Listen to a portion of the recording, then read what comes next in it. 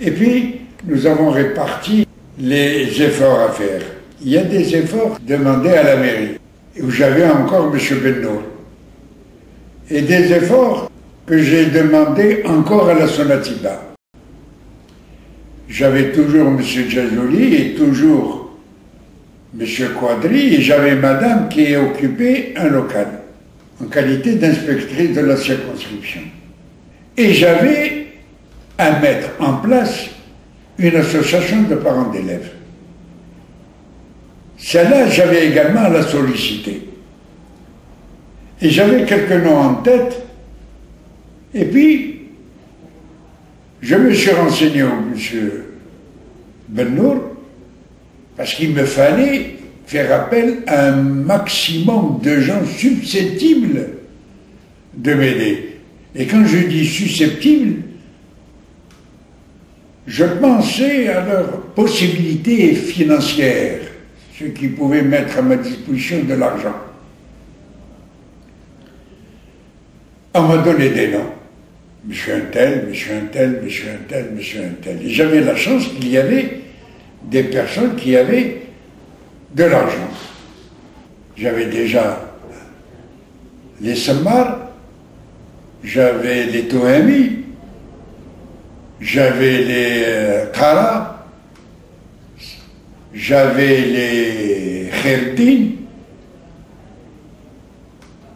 j'avais les Sissaïd, il avait sa villa à côté de Colétal, je crois. Il y a la société du lait, elle s'appelait Colétal. Oui. Et lui, il est au-dessus, il a une villa à l'entrée de Berkhanem, il avait des bijouteries, et ses enfants fréquentaient l'établissement. Et il avait des possibilités, donc. Et j'ai dit, ce sont ceux-là qui vont m'aider. Bon, alors j'ai fait la part des choses.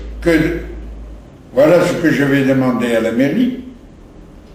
Monsieur Bennour, ce que j'avais lui demandé, parce qu'il avait la possibilité de mettre à ma disposition, il était en rapport avec un entrepreneur. D'ailleurs, il a fait un accident de voiture, Igololo Salah. Cet entrepreneur, M. Salah, venait et je l'accompagnais. Nous allions acheter le carrelage, acheter ceci, cela.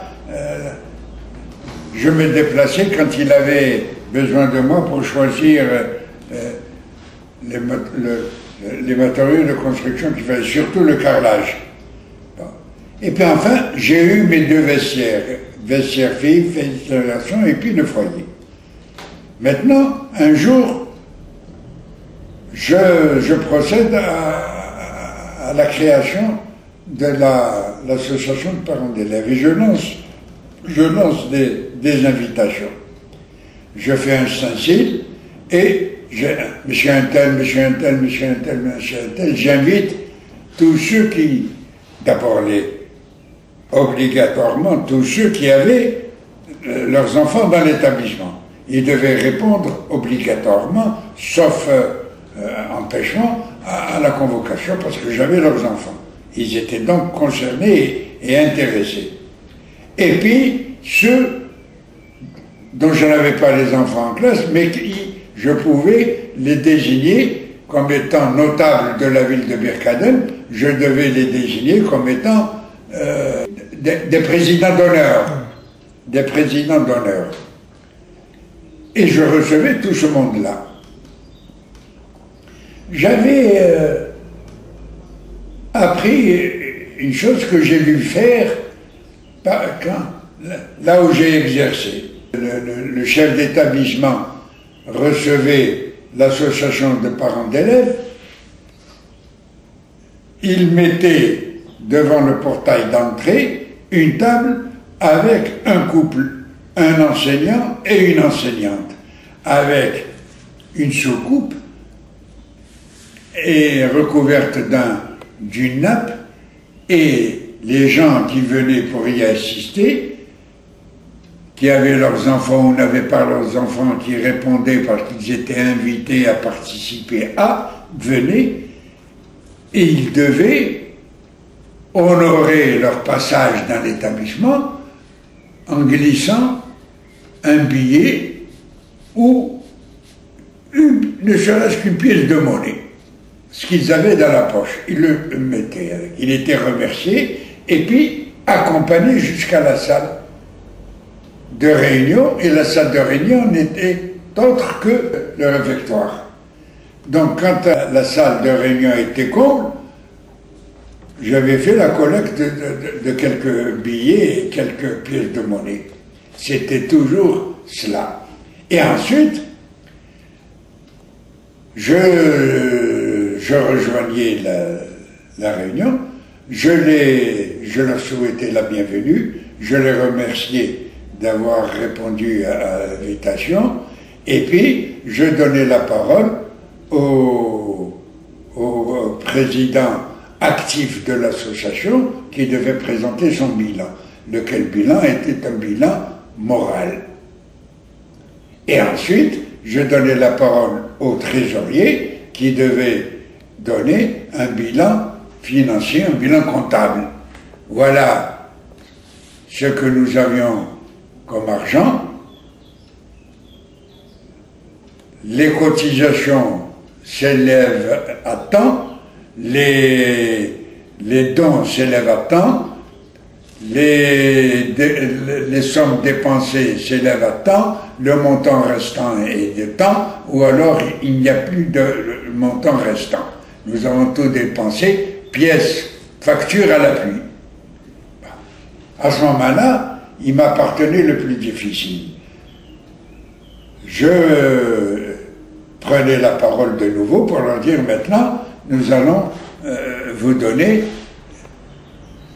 en prévision de la prochaine rentrée, les besoins de l'année à venir, de l'année prochaine. Voilà mes besoins.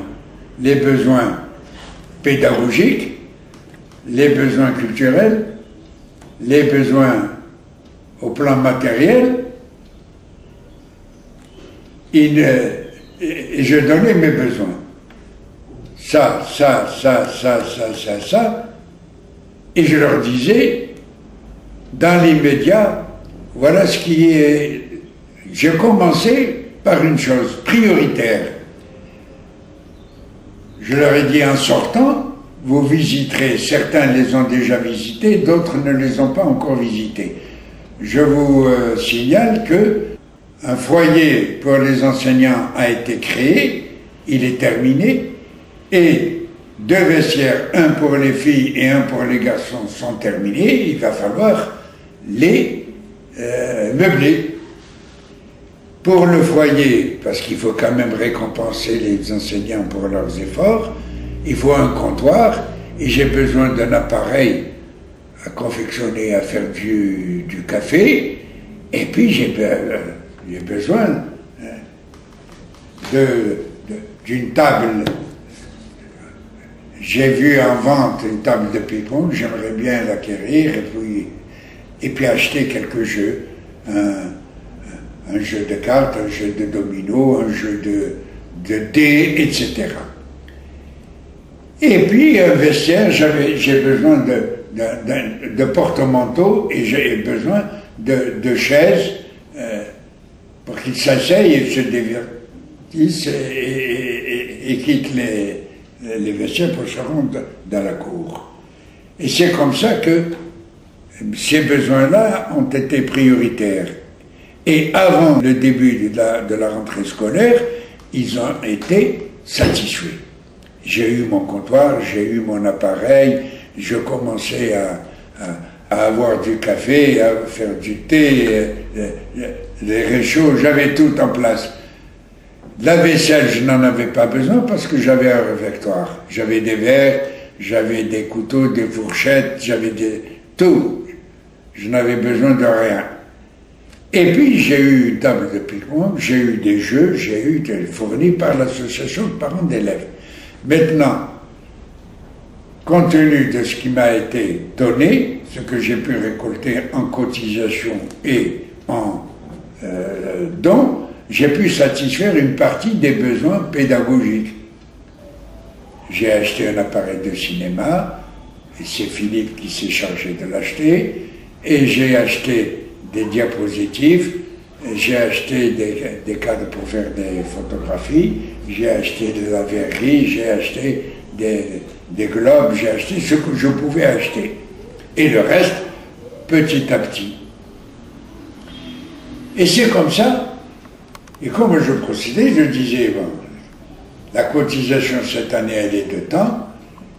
Et maintenant, je fais appel à votre générosité. Ceux qui sont capables d'aller au-delà de la cotisation, je fais appel à leur générosité. Et j'aimerais bien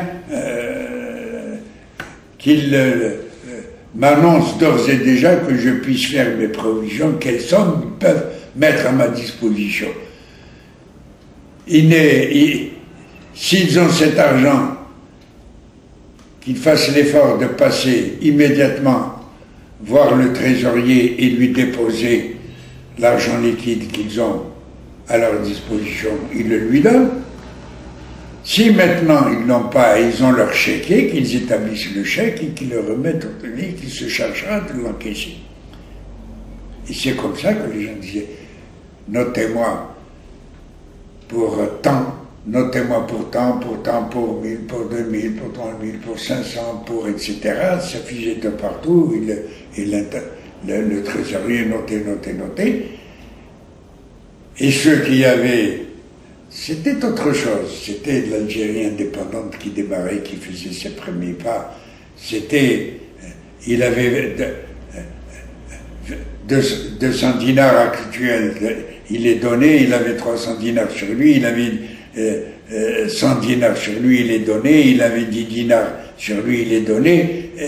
C'était le geste. Il n'allait pas sortir sans avoir mis la pièce qu'il avait dans la poche ou le billet qu'il avait dans la poche. Par conséquent, la journée était très positive. Et c'est comme ça que j'étais très bien équipé, par comparaison à beaucoup d'établissements. Et j'ai toujours travaillé dans de très bonnes conditions.